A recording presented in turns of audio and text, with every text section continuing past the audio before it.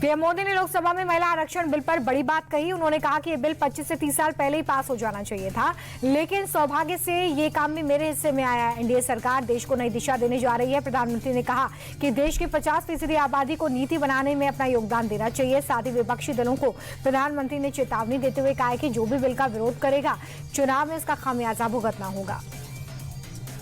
प्रधानमंत्री ने कहा है कि देश की महिलाएं अब पंचायत से पार्लियामेंट में आना चाहती हैं।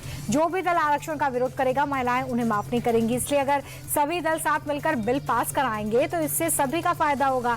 प्रधानमंत्री ने कहा है कि मैं पिछड़े समाज से आता हूं, इस नाते मेरी जिम्मेदारी बनती है कि मैं सबको साथ लेकर चलूं। फैसले से ज्यादा नीयत को देखने की जरूरत है। मैं किसी भी राज्य के साथ अन्याय नहीं होने दूंगा। लोकसभा में महिला आरक्षण बिल पर बोलते हुए कांग्रेस सांसद प्रियंका गांधी वाड्रा ने सीधे मोदी सरकार को घेरा और कहा कि सबसे पहले महिला आरक्षण की बात कांग्रेस ने की थी। हम डटकर महिलाओं के हक के लिए खड़े हुए थे, लेकिन बिना जनगणना के सभी को प्रतिनिधित्व मिलना संभव नहीं है। इस बिल को राजनीतिक फायदे के लिए लाया गया है। बीजेपी ओबीसी वर्ग का हक छीनना चाहती है। पश्चिम बंगाल की मुख्यमंत्री ममता बनर्जी ने महिला आरक्षण बिल के साथ ही डिलिमिटेशन वाला बिल लाने को लेकर सवाल उठाए। ममता बनर्जी ने कहा कि यह बिल बहुत पहले लाया जाना चाहिए था। सालों तक महिलाओं का अनादर हुआ, अब बिल लेकर आए हैं तो उसके साथ ही डिलिमिटेशन बिल भी जोड़ दिया गया है। ममता बनर्जी आरोप लगा रही है कि बीजेपी बंगाल को ही नहीं पूरे देश को बांटना चाहती है।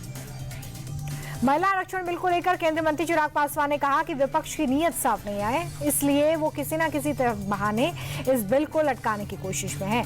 लेकिन विपक्ष का ही रवैया देश की आधी आबादी के साथ अन्याय है। चिराग पासवान ने कहा कि विपक्ष को देश की आधी आबादी सबक सिखाएगी। महिला आरक्षण बिल पर बीजेपी सांसद बांसुरी स्वराज ने लोकसभा में राहुल गांधी और अखिलेश यादव को जवाब दिया। बांसुरी स्वराज ने कहा कि ये बिल पावर ग्रैबिंग मूव नहीं है, लेकिन ये पावर बैलेंस का विषय है। बांसुरी स्वराज ने समाजवादी पार्टी के सवाल की कुछ राज्यों में चुनाव हो रहे, इसलिए बिल लाने की जल्दबाजी हुई है, इस पर भी जवाब दिया और कहा कि महिला आरक्षण में 40 साल की देरी हुई है, अब चुनाव का बहाना नहीं बनाया जा सकता है। बंगाल में एसआईआर पर सुप्रीम कोर्ट का बड़ा आदेश सामने आया। सुप्रीम कोर्ट ने कहा कि जिन लोगों की अपील ट्रिब्यूनल में मंजूर हो गई है, वो बंगाल चुनाव में वोटिंग कर सकते हैं। चुनाव आयोग को भी निर्देशित किया गया है कि जल्दी सप्लीमेंट्री वोटर लिस्ट जारी की जाए। बता दें कि पश्चिम बंगाल में 2 चरणों में 23 और 29 अप्रैल को चुनाव है, 4 मई को नतीजे आएंगे। सुप्रीम कोर्ट का आदेश आने के बाद ममता बनर्जी ने बीजेपी पर फर्जी वोटर बुलाने का आरोप लगाया। उन्होंने कहा कि बीजेपी टीएमसी वर्कर्स को अरेस्ट कराने की साजिश रच रही है।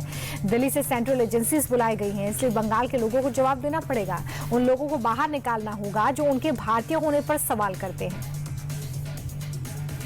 यूपी के मुख्यमंत्री योगी आदित्यनाथ आज पश्चिम वर्धमान के बाराबनी में टीएमसी सरकार पर तीखा हमला बोलते नजर आए और कहा कि बंगाल को आज आतंक, माफिया राज और भ्रष्टाचार का अड्डा बना दिया गया है। सीएम योगी ने कहा कि जैसे उत्तर प्रदेश में अब दंगे और कर्फ्यू नहीं होते हैं, वैसे ही बंगाल में शांति के लिए डबल इंजन की सरकार जरूरी है।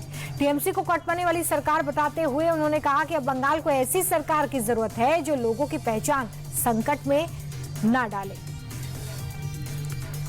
दिल्ली एयरपोर्ट पर सुरक्षा में भारी चूक का मामला सामने आया। रनवे पर 2 विमानों के पंख आपस में टकरा गए, जिसके बाद अफरा तफरी मच गई। राहत की बात यह है कि दोनों ही विमानों में जो यात्री सवार थे वो सुरक्षित हैं।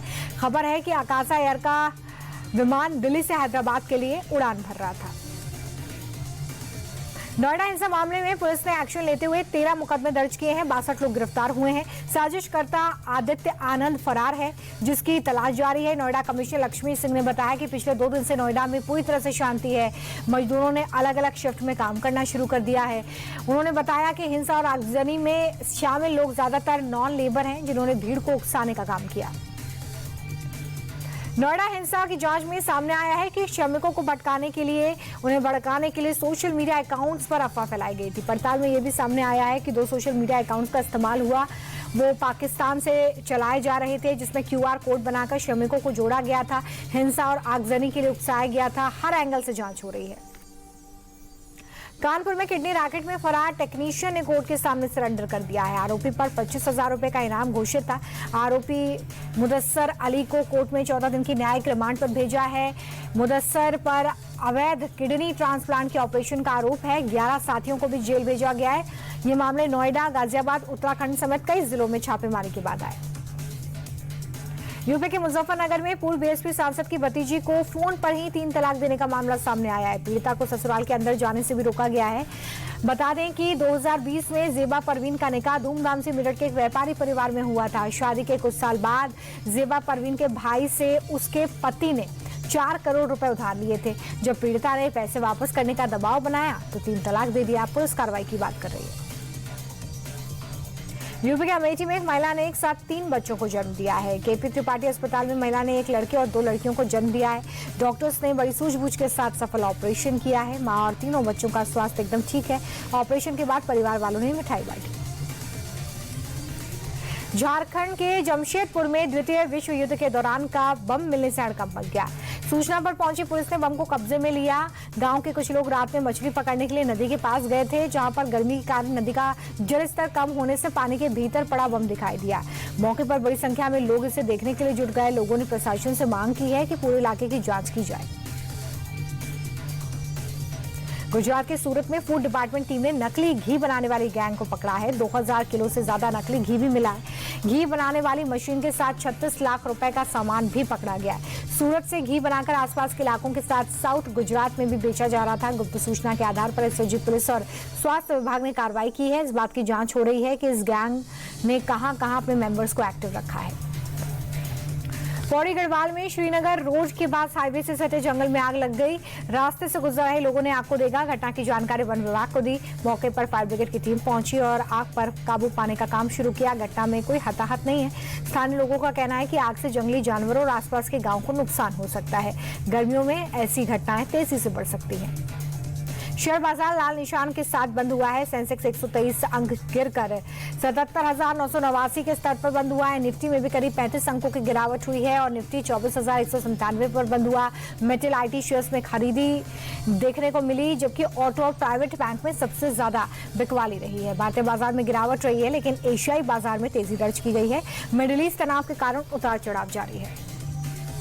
अमेरिकी डॉलर के मुकाबले रुपया आज मजबूत हुआ। डॉलर के मुकाबले रुपए में 10 पैसे की तेजी रही है, जिसके बाद एक अमेरिकी डॉलर की कीमत 93 रुपए 23 पैसे हो गई है।